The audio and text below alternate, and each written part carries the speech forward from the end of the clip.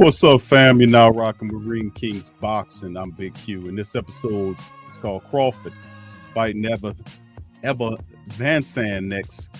Instead of Spence, and a lot of people are kind of flaming up on Bud Crawford choosing to go this route, man. Let's get right into the story, man. Provided by BoxingNews24.com. Crawford fighting Ever Van Zandt. Quote, this is something that he already had lined up, end quote, says Robert Garcia. And of course, we get into it by Weber. Garcia thinks that Bud Crawford had already planned this in motion to fight David Ever Van Zandt on December the 10th.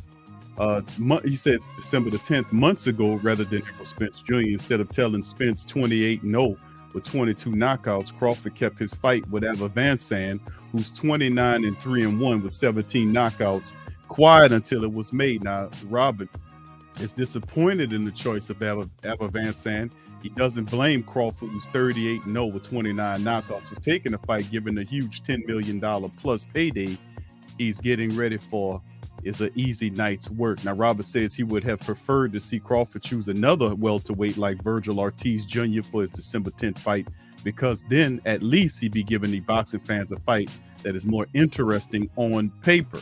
He's already knew something could happen, so he was preparing himself for another day against another fighter on December the 10th. That means he's already had plans as a backup to fight. So to get the opponent and the place agreed upon, that took a couple of months of preparation just to know the building is available, just to know your opponent is available.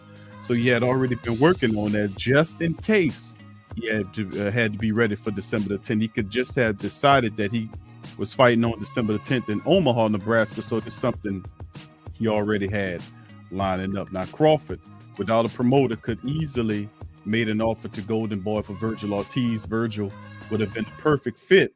I don't know why he made that decision to fight Ever Van Zandt. So that's the words of Robert Garcia, the trainer.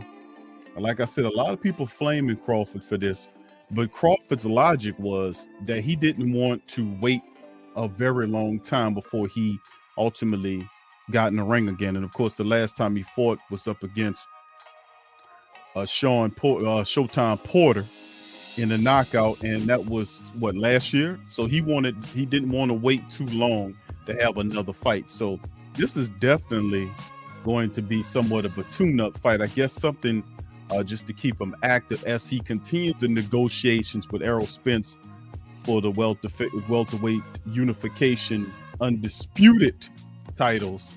Have all of them for all of the marbles, everything going on. So this ensures us that we won't get Spence and Crawford, at least this year. And with Bud doing this, you can understand him saying he wants to stay active. But a lot of the family members are pissed about this. So let me ask you guys, what do you guys think about Bud Crawford lining up a fight while he was in negotiating with Errol Spence for undisputed of the welterweight title? Put in the comments section and let us know how you feel about that. It'll be interesting. So with that being said, that'll be the end of this episode of Ring Kings Boxing. Please feel free to subscribe, hit the like button, hit the share button, and share Ring Kings Boxing with all those diehard boxing fans across the world. I'm Big Q, and I'm about this piece. Later.